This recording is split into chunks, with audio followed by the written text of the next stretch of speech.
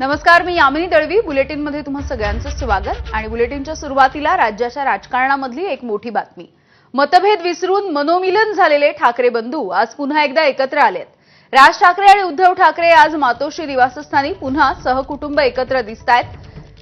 स्नेहभोजनाच्या निमित्ताने राज ठाकरे हे आईसह पत्नी शर्मिला, मुलगा अमित, सून मिताली, मुलगी उर्वशी आणि नातवासोबत मातोश्री या ठिकाणी दाखल झालेत. गेल्या 3 महिन्यांमधली ठाकरे बंधूंची ही 6वी भेट आहे. दुपारी 12:50 राज ठाकरे हे सहकुटुंब मातोश्रीवरती पोहोचले. मातोश्री निवासस्थानी झालेली भेट ही केवळ कौटुंबिक असल्याचं राज ठाकरेंनी मातोश्रीच्या प्रवेशद्वारावरच पत्रकारांना स्पष्ट केलंय.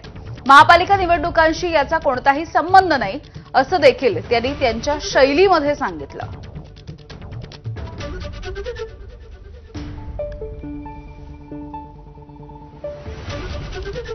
तर राज ठाकरे यांच्या आणि उद्धव ठाकरे यांच्या या भेटीगाठींचा सिलसिला आपण बघतोय. गेल्या 3 महिन्यांमधली आजची 6वी भेट, त्याची ही दृश्य आपण बघूयात.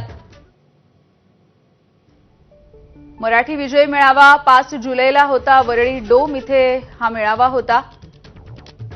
त्यानंतर उद्धव ठाकरे यांच्या वाढदिवसाच्या दिवशी 27 जुलैला त्यांनी मातोश्री गाठलेली होती. तर ही सगळी दृश्य आपण बघतोय आतापर्यंतच्या भेटीची. आणि एकंदरीतच या भेटीगाठींवरती बोलूयात. आमचे प्रतिनिधी अजय माने आहेत आपल्यासोबत. अजय, साधारणपणे 2 तासापेक्षा अधिकचा वेळ आता उलटून गेलेला आहे आणि ही भेट सध्या होतीये. कौटुंबिक एक स्नेहभोजनाचं निमित्त आहे. यामिनी, आपण जर पाहिलं तर 12:50 राज ठाकरे यांचा ताफा जो आहे तो मातोश्री या निवासस्थानी दाखल झालेला पाहायला मिळाला होता. आणि आता 3 वाजण्याची वेळ जी आहे ती झालेली, म्हणजे तब्बल 2 तासाहून अधिकचा काळ जो आहे ती ही भेट, हे स्नेहभोजनाची भेट आणि चर्चा ज्या आहे त्या सुरू असलेल्या आपल्याला पाहायला मिळतात. विशेष बाब म्हणजे की यंदा राज ठाकरे सहकुटुंबासह येताना या ठिकाणी त्यांच्या मातोश्री म्हणजे त्यांच्या आई सुद्धा या ठिकाणी भेटीसाठी दाखल झालेल्या आहे. या झाल्या कौटुंबिक चर्चा. आता दुसरी महत्वाची बाब म्हणजे की मागच्या अनेक दिवसांपासून महाराष्ट्राच्या राजकारणात जी चर्चा सुरू आहे ती म्हणजे ठाकरे बंधू एकत्र येण्याची. आगामी स्थानिक स्वराज्य संस्थांच्या निवडणुका त्यापूर्वीच महानगरपालिकेचं वाजलेलं बिगुल आणि या बिगुलाच्या तयारीला लागलेली सुरू झालेली लगबग आणि त्याच्यात ही 6वी भेट. अनेक या चर्चा ज्या आहेत आजच्या या भेटींमुळे नव्याने सुरू होणार आहेत. त्यात आणखी एक महत्वाचा मुद्दा म्हणजे की राज ठाकरेंकडून दरवर्षी छत्रपती शिवाजी पार्क या मैदानात दीपोत्सव साजरा केला जातो. त्या दीपोत्सवाचं सुद्धा आमंत्रण आजच्या या भेटीत दिलं जाऊ शकतं, अशी सुद्धा शक्यता जी आहे ती वर्तवण्यात येते. त्यामुळे एकीकडे सांस्कृतिक कार्यक्रम, जिव्हाळा आणि कौटुंबिक भेटी या सुरू आहेत.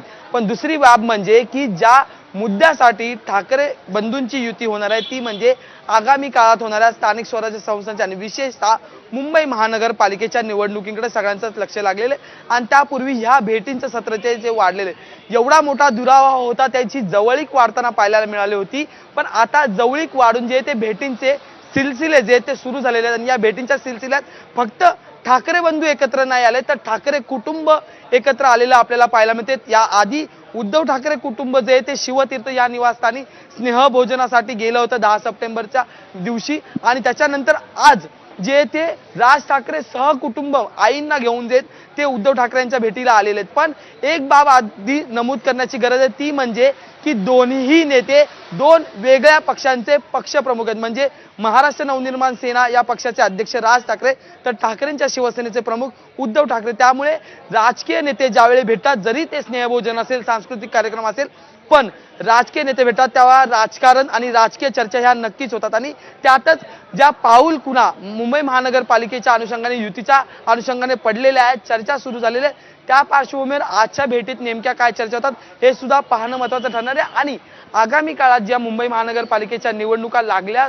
त्यावेळी मग हे ठाकरे बंधू एकत्र येणार का, आणि हे ठाकरे बंधू जर एकत्र आले तर मग महाविकास आघाडीची या सगळ्यांच्या बाबत भूमिका काय असणार हे सुद्धा पाहणं तितकंच महत्त्वाचं असणार आहे. पण आता 2 तासाहून अधिकचा कालावधी जो आहे तो उलटून गेलेला आणि या स्नेहभोजनाच्या भेटींमध्ये चर्चा ज्या आहेत त्या सुरू आहेत. आणि आणखी एक महत्त्वाची बाब म्हणजे की ठाकरे बंधू यांची जी भेट, यांचं जे स्नेहभोजन आहे हे नव्याने बांधण्यात आलेले मातोश्री म्हणजे जुन्या मातोश्रीच्या समोर जे घर बांधण्यात आलेलं आहे त्या ठिकाणी हा संपूर्ण स्नेहभोजनाचा कार्यक्रम सुरू असल्याची माहिती सुद्धा समोर आली. त्यामुळे मागच्या वेळेस ज्यावेळेस उद्धव ठाकरे सहकुटुंब राज ठाकरे यांच्या निवासस्थानी म्हणजे शिवतीर्थ या ठिकाणी गेलं होतं त्यावेळेस संपूर्ण घराची पाहणी उद्धव ठाकरे यांनी केली होती.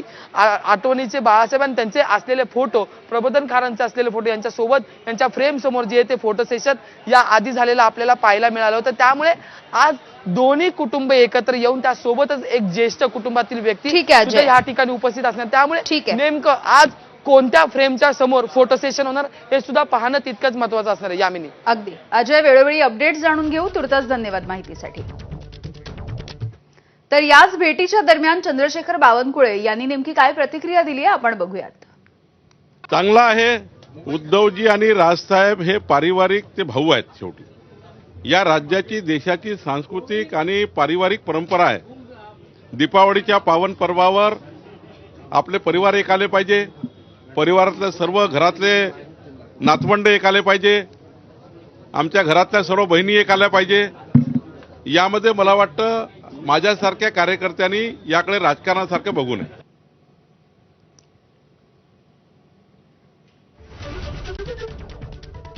तर मातोश्रीवरती ही भेट होते आहे. संपूर्ण ठाकरे कुटुंब हे एकत्र आलेलं आहे. स्नेहभोजनाच्या कार्यक्रमाचं निमित्त आहे आणि या निमित्ताने ही भेट सध्या होते आहे. गेल्या 3 महिन्यातली 6वी भेट आहे. कौटुंबिक दृढता या निमित्ताने दिसते. कौटुंबिक जिव्हाळा आणि कुटुंबामधल्या सगळ्यांच्याच या भेटीगाठी सगळ्या सध्या होताना दिसत आहेत. मात्र अर्थातच एकीकडे कुटुंब एकत्र येत असताना दुसरीकडे युतीच्या चर्चा देखील सुरू आहेत. तर या संदर्भामध्ये मनसेचे नेते बाळा नांदगावकर आणि शिवसेनेचे नेते सचिन अहिर यांनी देखील प्रतिक्रिया दिली आहे. आपण पाहूया. आणि भविष्यामध्ये काय कसं करायचंय, पुढे जायचंय, ते सगळ्यात महत्वाचं म्हणजे कसं आहे की दोन म्हणजे प्रबोधनकारांचं आणि बाळासाहेबांचे वारस असणारे, श्रीकांतजींचे वारस असणारे कुटुंबातले दोन बंधू एकत्र येतात. याचा आम्हाला तर सगळ्यांना आनंद आहेच. परंतु महाराष्ट्रातल्या मराठी माणसांना ज्यांनी ठाकरे कुटुंबावरती प्रेम केले त्या प्रत्येक माणसाला आनंद आहे आणि त्यामुळे आपण त्या आनंदाकडे त्या दृष्टिकोनातून बघायला पाहिजे. सगळ्याच गोष्टीमध्ये राजकारणाच्या पलीकडे जाऊन विचार करण्याची, ह्या गोष्टीमध्ये राजकारणाच्या पलीकडे जाऊन विचार करायला पाहिजे असं मला वाटतं. पण शेवटी कसं आहे की आमचा एक पक्ष आहे, त्यांचा एक पक्ष आहे. त्याच्यामुळे तुमचा अँगल बरोबर की आता दोन भाऊ एक घडी घडी भेटतायत. तर तुम्हाला आठवतं मी मागे म्हणालो होतो कसं आहे की दोन भावांमध्ये एकमेकांमध्ये विश्वास निर्माण झाला पाहिजे, त्यांची मनं जुळली पाहिजेत.